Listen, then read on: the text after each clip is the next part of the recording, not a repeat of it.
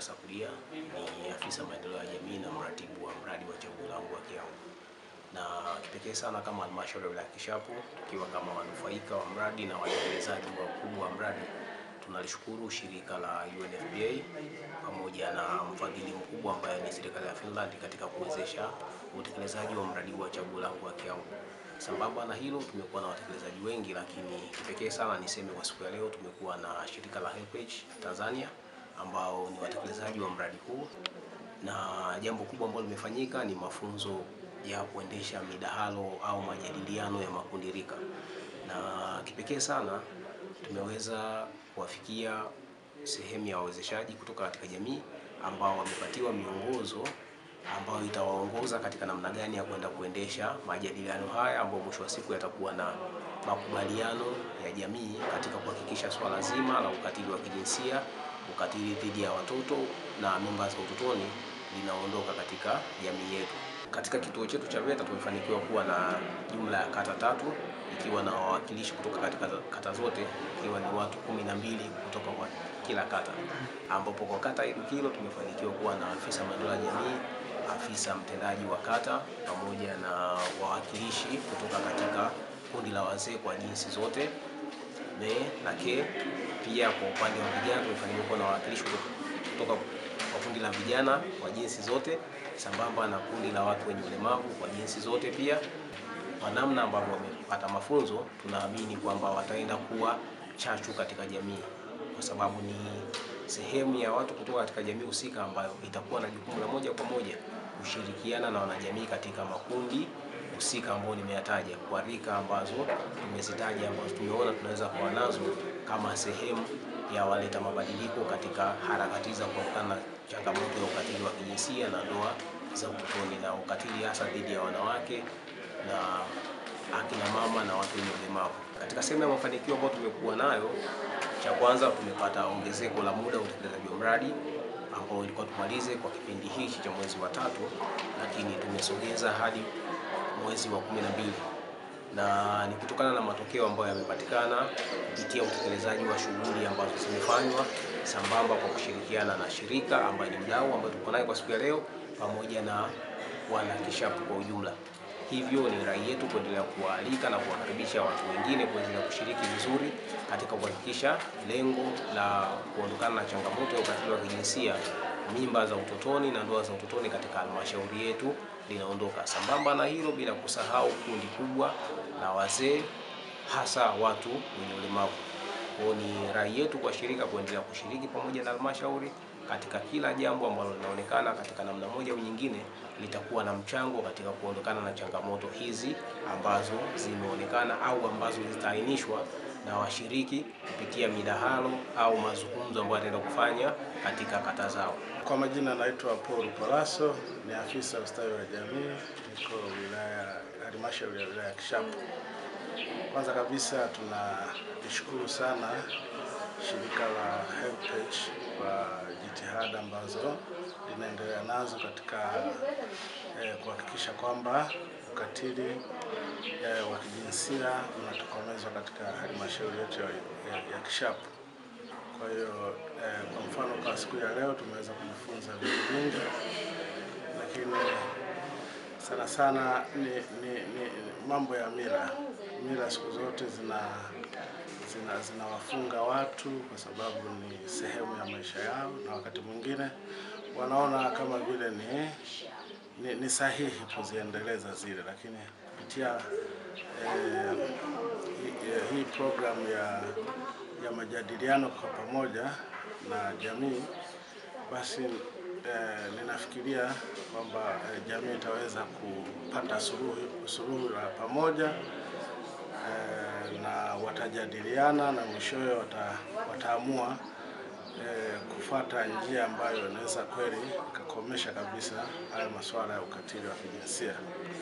Lakini pia ukiangalia takwimu, halmashauri yetu ya wilaya ya Kishapu kidogo takwimu za ukatili ziko juu, na tunapozungumzia kuhusu ukatili tunazungumzia aina zote za ukatili: ukatili wa kingono, ukatili wa kimwili, ukatili wa kihisia ama kisaikolojia, lakini pia utelekezaji na ukatili wa kiuchumi.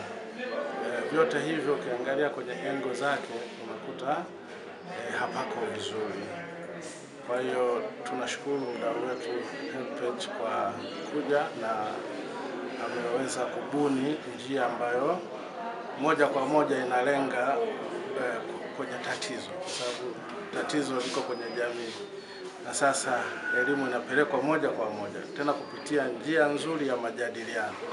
Kwa hiyo watajadiliana, alafu baadaye wataweka mikakati kwa pamoja, wao kwa wao, ina maana jamii kwa jamii itajadiliana, itaweka mikakati na itafanya ufuatiliaji, na ikiwezekana, unajua kama kitu kimekubalika kwenye jamii ni virahisi hata wao kwa wao kusimamia. Na wakati mwingine huwa tunaona kuna kuwepo na namna mbalimbali za kusimamia maamuzi kwenye jamii, ambayo inawezekana serikali isihusike moja kwa moja, lakini kwa vile jamii yenyewe kwa kutambua madhara ya ukatili inaweza ikatusaidia pia kuwa na sheria ndogo ndogo, ili hatimaye tunakuta taifa linakuwa katika ustawi wenye tija zaidi. Ukatili uko aina nyingi ambao tumekuwa tukiupokea, lakini sana ndoa za utotoni. Ndoa za utotoni zimekuwa nyingi, na hizi ndoa za utotoni inawezekana wasione madhara kwa sababu ni kitu ambacho inawezekana kimekuwa cha kurisishana. Kwa hiyo kimekuwa kama sehemu ya maisha. Unaona, unakuta mtoto alikuwa anatakiwa aende shule, lakini kwa sababu ya tamaa ya fedha, mali, mtoto anaozeshwa. Kwa hiyo ananyimwa haki ya kusoma, lakini pia ananyimwa haki ya kufurahia ule utoto wake. Kwa majina naitwa Hilda Samuel Eboka. Niko hapa kama kaimu mratibu wa huduma za mama na mtoto wilaya ya Kishapu. Tumekuja hapa kutokana na mradi ulivyoagiza tuweze kushiriki. Tunashukuru mradi tumeweza kushiriki na tumeweza kujifunza mengi kutokana na jinsi gani tunaweza kutokomeza ukatili wa jinsia na pia hasa kutokomeza mimba za utotoni kwa vijana wetu. Kwa hiyo tunashukuru sana mradi kwa kuona katika wilaya yetu ni mojawapo ya mradi huu kuingia ndani ya wilaya yetu. Umetusaidia kwa kiwango kikubwa, kwa sababu hapo awali kwa kweli mimba za utotoni zilikuwa nyingi, lakini kwa sasa kupitia mradi huu tunaweza kupunguza, na sina takwimu za moja kwa moja, lakini nasema kwa kweli elimu jamii zimewafikia, na hizo mimba za utotoni kwa sasa naona zimeanza kupungua. Hivyo basi tunaomba mradi uendelee kutoa elimu mbalimbali katika jamii yetu ili tuweze kutokomeza kabisa hizi mimba za utotoni. Jina naitwa Edward Nangi Faustini, natoka kata ya Mwamalasa. Mimi kama kijana, kwa mafunzo haya niliyoyapata, nitakuwa mwezeshaji mkubwa kuelimisha vijana wenzangu kuhusu swala zima la ndoa za utotoni, ambao linakatisha ndoto kubwa sana ya vijana, ambapo ndo taifa la kesho ambalo linategemewa na serikali. Na pia nichukue fursa hii kuwashukuru serikali ya Finland kwa kuleta mafunzo haya. Naamini kupitia mafunzo haya yatatuletea tija na pia yatatusaidia jamii yetu kwa elimu ambayo tulioipata hapa, itatuwezesha kuwasaidia wenzetu ambao kimsingi au kwa namna nyingine walikuwa na changamoto, kwa sababu kuna mambo mengine yanafanyika kwa ukatili wa kijinsia kwa sababu mtu amekosa elimu. Kwa kupitia mafunzo na elimu ambayo tutakayoenda kuitoa kwenye jamii, naamini itasaidia kupunguza matatizo ya ukatili wa kijinsia kwenye jamii. Jina naitwa Shija Mongo, natokea kijiji cha Magalalo, kata ya Mwamashere. Na shukuru sana na hii semina yetu nzuri sana, kwa kuwa imetupa kitabu cha kwenda kuelimisha jamii yetu kule kijijini. Mimi ni mmoja wa watu walemavu, nilikuja kumwapa ofisi huu mkono katika kabisa mwaka huo wa 99. Wenzangu takwenda kuelimisha tu hivi tuwe na kikundi cha kutokomeza ukatili wa kijinsia na ndoa za utotoni. Naitwa Grace Sulemani kutoka kata ya Mwamashere.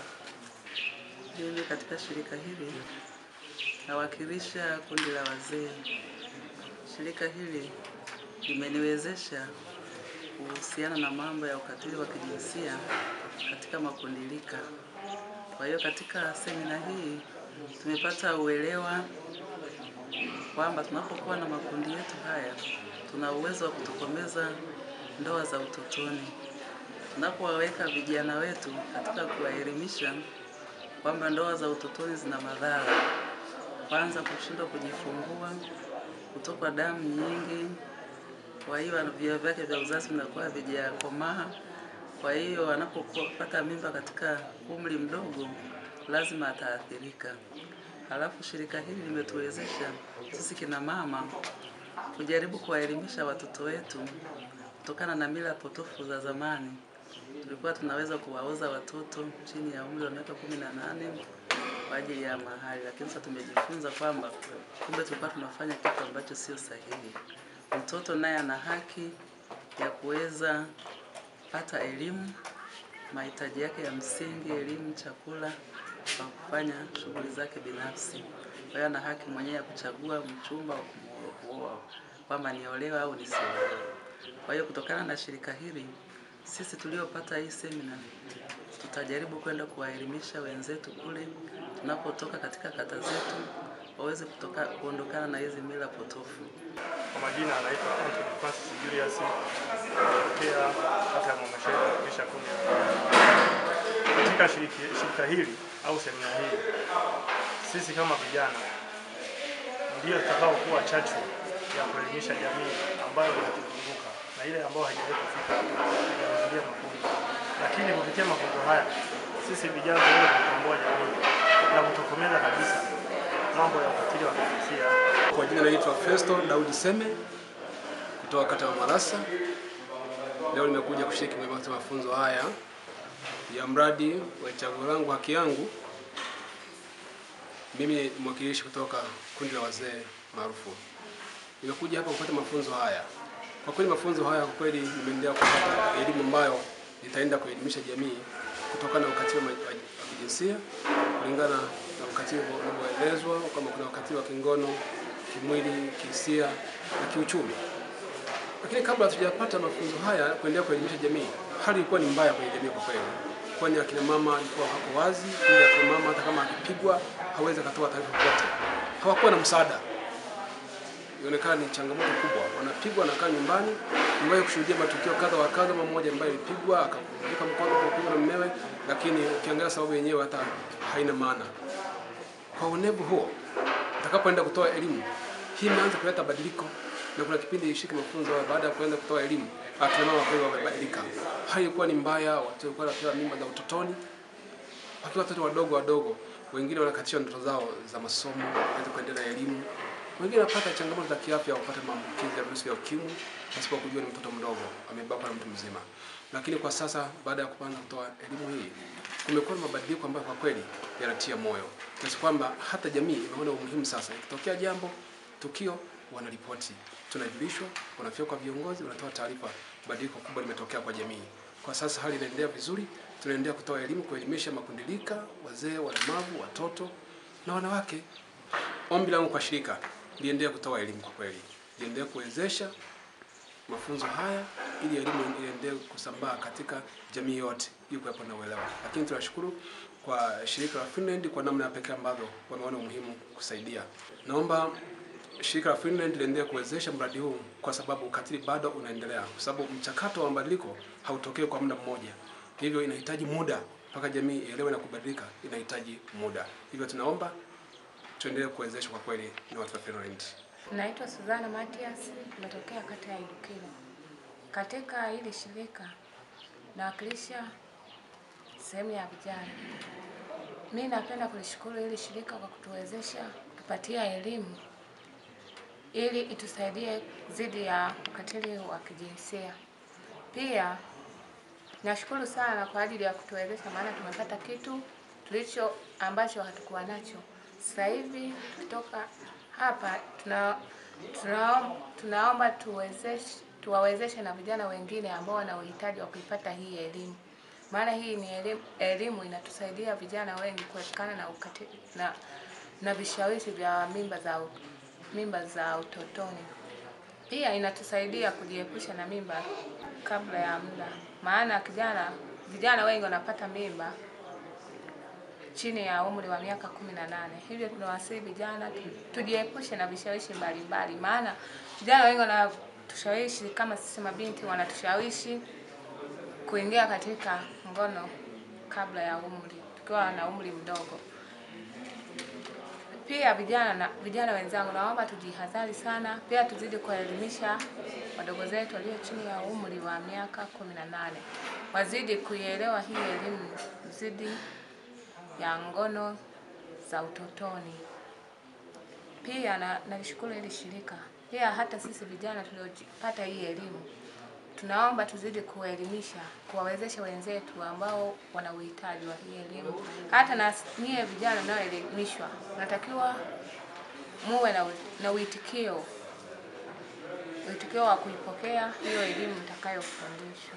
Kwa mimi binafsi naahidi tenda kufanya mjadala na kuwezesha vijana wenzangu ili kupinga dhidi ya ukatili wa kijinsia. Lucas, natokea kata ya Jikilo, Kishapu. Niko hapa kupokea semina katika mradi wa Sauti Yangu, Chaguo Langu, Sauti Yangu, nikiwakilisha kundi la walemavu. Kwa kweli toka nimeanza kupata hii semina, nimeanza kuelimika mimi mwenyewe binafsi. Pia zaidi na zaidi naenda kuwa mbegu bora katika jamii yangu inayonizunguka, kuyakemea na kuyatokomeza mambo ya ukatili wa kijinsia, hasa walemavu wenzangu. Shirika lenyewe kwa kweli tunashukuru kwa nguvu ambazo tunatumia kutufikia sisi tupatia hii elimu. Pia liendelee na litoe muda mzuri kwa ajili ya kufanya hii elimu ielimishe jamii nzima.